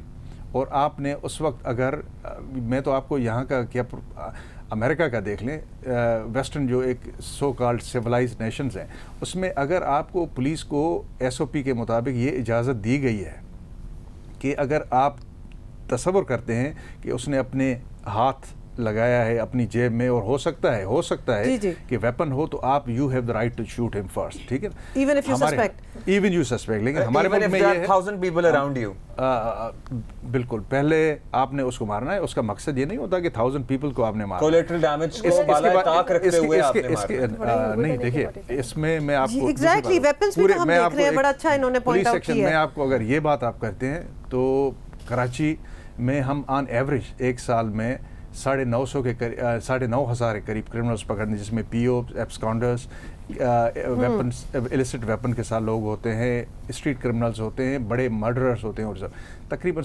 9,500 क्रिमिनल्स। पिछले साल की फिगर एग्जैक्ट मैं आपको इस वक्त नहीं पता, लेकिन दिस इज़ रफली द एवरेज। अब 9,500 मैं अगर पिछले साल को आप देख लें कि टोटल हमारे 8 इनकाउंटर्स ऐसे हुए जिसमें टोटल इनकाउंटर 262 थे। 262 इनकाउंटर पुलिस ने किए, लाइव इनकाउंटर बहुत से उसमें, और उन 262 में सिर्फ 8 ऐसे थे जिसमें कैजुअलिटीज़ हुई, 8, दिस ऑलमोस्ट अराउंड 2%। और इनमें भी लेकिन पुलिस वालों ने तकरीबन 7 से ज़्यादा पुलिस वालों ने अपनी जान दी। इंजर्ड जो पुलिस ऑफिसर्स हैं उसकी तादाद और सर बाकी सब कुछ ठीक है, लेकिन अभी भी हमें ये समझ नहीं आ रहा, और जो आप examples of the rest of the world भी दे रहे हैं कि जहां पब्लिक होती है वहां इस तरह शूट करना, वो भी असॉल्ट राइफल्स के साथ, एटलीस्ट हमें कुछ वो मैच करता हुआ नजर नहीं आ रहा। एक चीज़ मैं सॉरी ऐड करना चाहूँगा, वो तो नज़र आ रहा है कि असॉल्ट राइफल थी, लेकिन अगर आप उसकी जिस तरह से लगी है, my car was 50 feet ahead, the police guy and the डाकू, उनमें 5 फुट का फ़र्क है। मेरी गाड़ी 50 फुट आगे exactly, तो क्या और मेरी गाड़ी पे 7 गोलियां लगी हैं आके, जो टकरा के लगी हैं, 2 जो डायरेक्ट अंदर गई हैं। तो आप ये सोचें कि उसकी कैपेबिलिटी क्या वो उसका कितनी नहीं, सॉरी मैं ये बड़ा इंपॉर्टेंट पॉइंट जी, 7 गोलियां जो मेरी गाड़ी पे लगी हैं आके, जिसमें 2 गोलियां एक अमल को लग के आगे विंडस्क्रीन से टकराई है, दूसरी गोली जो है वो कहीं नीचे गाड़ी में चली गई। उसके अलावा 7 और निशान, इसमें छोटे निशान भी हैं। तो पहले जो डाकू की बात हो रही थी, तो डाकू का तो कोई सेंस ही नहीं बनता कि 50 फुट पीछे फायर करे। तो आप ये देखें कि वो जिस गन से फायर किया उसकी 500 मीटर्स रेंज है, मतलब रेंज देखें उसकी, और 50 फुट पे उसने कर दिया। तो ये भी देखना है ना कि अगर अब शूट टू किल का ऑर्डर होता है तो उसमें अगर 7 मेरी गाड़ी पे लगी हैं, उसको कितनी लगी होंगी और रोड पे कितनी लगी होंगी, तो उसने पूरा बर्स्ट फायर कर दिया। बर्स्ट तो वैसे भी अलाउड नहीं है। मैं आपको एक चीज़ बता दूं कि उसकी सिंगल शॉट पे थी, उसने बर्स्ट फायर नहीं किया। बर्स्ट फायर होता तो एक लाइन होती है आपकी गाड़ी पे, आपकी लाइन पे। मैं ये आपको I am not trying to कि खुदा ना खास्ता आपको करूँ, he was on single shot, जो कि एसओपी था उसके मुताबिक उसने सिंगल शॉट किया। 7 शॉट एम भी तो आप देखें ना, एक जगह पे मार रहे हैं तो मारे की और जा रहे हैं। आपने बिल्कुल सही कही, 7-8 शॉट्स उसने मारी। एग्जैक्ट फिगर मुझे याद नहीं है क्योंकि बुलेट्स हम काउंट करते हैं। 7-8 बिल्कुल हुई। लेकिन देखिए, इस वक्त जिस वक्त ऐसी सिचुएशन हो कि इट्स आइदर यू और हिम, तो इसमें हम पुलिस वाले को बाउंड नहीं कर सकते पहले कि आप 2 बुलेट्स, या आप पहले माहौल को देख लें, किसी और का साथ में करीब तो नहीं खड़ा, और उसके बाद उसमें जो लाइव इनकाउंटर्स होते हैं, इसमें पूरी दुनिया में this is issue with the police. हमारे मुल्क में तो ये बात नहीं होती। लीगल लाइबिलिटीज़ और सूट्स जो होते हैं बाहर की वेस्टर्न सिविलाइजेशन में, दे रन इन मिलियंस, और बिकॉज ऑफ दिस रीजन। ऐसे नहीं है कि सिर्फ पाकिस्तान में हो रहा है। और मैंने जिस तरह आपको बताया 262 टोटल इनकाउंटर्स, और इसमें सिर्फ 8 इनकाउंटर ऐसे हैं जो क्वेश्चन हुए, लेकिन मेजॉरिटी जो इनकाउंटर्स थे उसमें अवाम भी खुश है, और that's why this is one of those unfortunate incidents. लेकिन जाहिर है जी, बीनेश को कुछ तब्दीलियां लाने की जरूरत है। मैं इसके लिए एक रिक्वेस्ट करूंगा कि देखिए, पहले तो हम चाहेंगे as a law enforcing officer, हम चाहेंगे कि आप पहले स्मॉल वेपन पे हम जाएं। हम शहर के खास अर्बन सेटिंग में we should be carrying a small weapon instead of this assault war. इसके लिए क्या ज़रूरत है? क्या कौमी सोसाइटी के तौर पे हम तैयार हैं कि इतनी बड़ी डी वेपनाइजेशन कैंपेन हो? आखिरी बात कर दूं कि इस वक्त जो गैम्बलिंग या को घर में कोई गलत हरकत हो रही है, पुलिस को सर्च वारंट लेने के लिए कितने पापड़ बेलने पड़ते हैं और उनको ज़्यादातर नहीं मिलता। तो क्या जब डीवेपनाइजेशन इतनी आप चाहते हैं, तो क्या कौमी तौर पे हम तैयार हैं कि हम किसी को with along with police change of weapons, not really deweaponization and maybe an SOP जहां पब्लिक में फायरिंग ना हो? बीनेश, वेरी क्विकली आपसे हम ये पूछना चाहते हैं, आप क्या एक्सपेक्टेशन है आपकी, खास तौर पे जब आपने वो आर्टिकल लिखा जो कि वाइडली स्प्रेड हुआ, लोगों ने बड़े ओपिनियंस फॉर्म किए उस पर, क्या मकसद है आपका? To get people become aware कि क्या हो रहा है, किस तरह हमारा निज़ाम गिर रहा है, या फिर आप एक्सपेक्ट कर रही हैं कि आपको कुछ इंसाफ मिलेगा? नहीं, देखिए, इंसाफ तो हमें क्या मिलेगा, हमारी अमल तो वापस नहीं आने वाली। बिल्कुल। मैं तो सिर्फ ये चाहती हूँ कि मेरी एक और बेटी है और इस मुल्क के बहुत बच्चे हैं, और मैं चाहती हूँ कि किसी के साथ ऐसा नहीं हो दोबारा।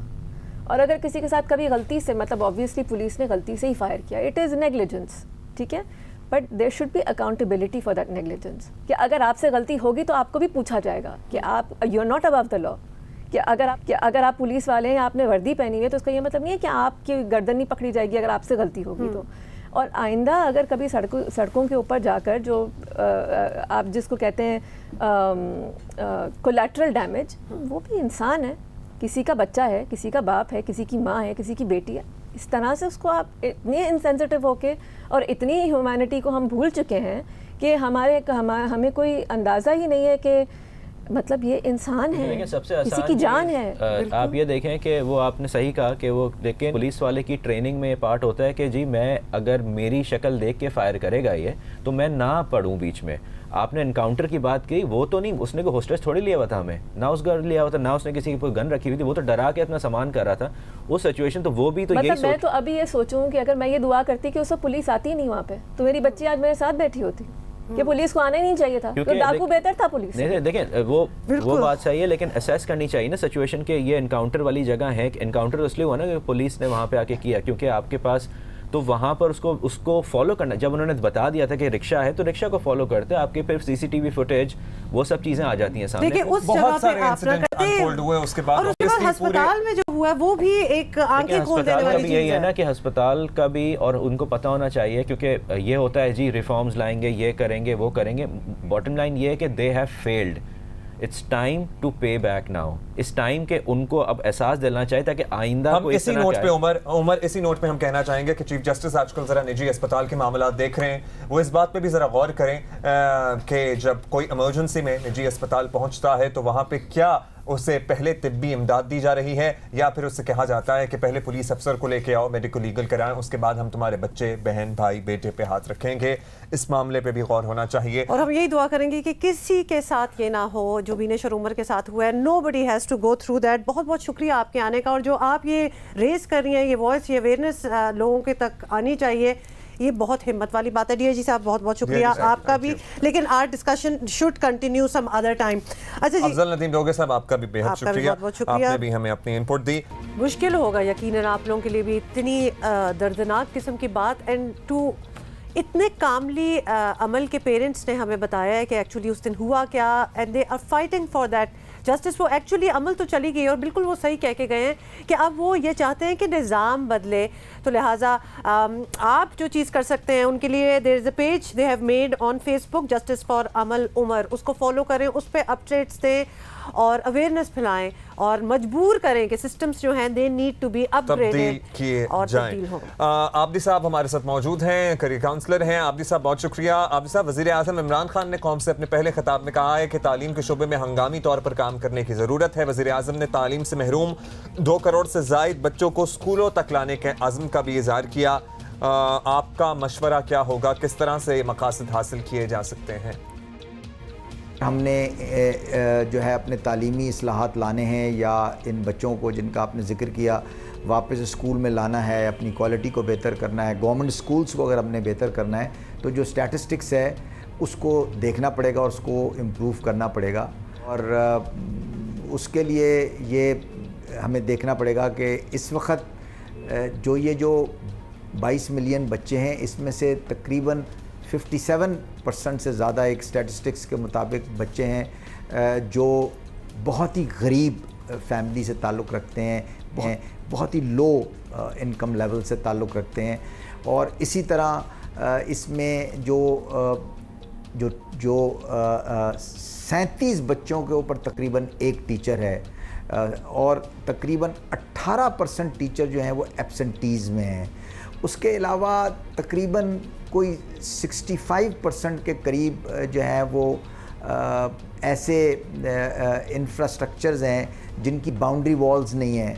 58% गालिबन स्कूल्स ऐसे हैं जिनमें कोई टॉयलेट्स का किसी का इंतज़ाम नहीं है और ऑलमोस्ट अबाउट 64% स्कूल्स ऐसे हैं जिनमें रनिंग वाटर नहीं है। तो इन चीज़ों की वजह से जो पेरेंट्स हैं वो अपने बच्चों को नहीं भेजते, पर्टिकुलरली फ़ीमेल्स, और उसके लिए ये बड़ा इम्पॉर्टेंट है कि इसको बेहतर बनाएं। इसको आप कैसे बेहतर बना सकते हैं? इसको बेहतर बनाने के लिए आपको एक कंसेंसस लाना होगा between the federation and the provinces, between the governors and the chief ministers, between the chief ministers and the federal education ministries.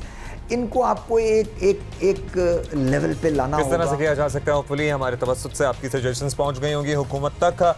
बहुत शुक्रिया आबदी साहब, हम आपसे मुलाकात करेंगे कल इस दुआ के साथ कि अल्लाह ताला अमल के वालिदैन को सब्र दे और किसी भी वालिद वालिदा किसी भी ख़ानदान को इस तरह के कर्ब से दोबारा कभी ना गुजरना पड़े। आमीन।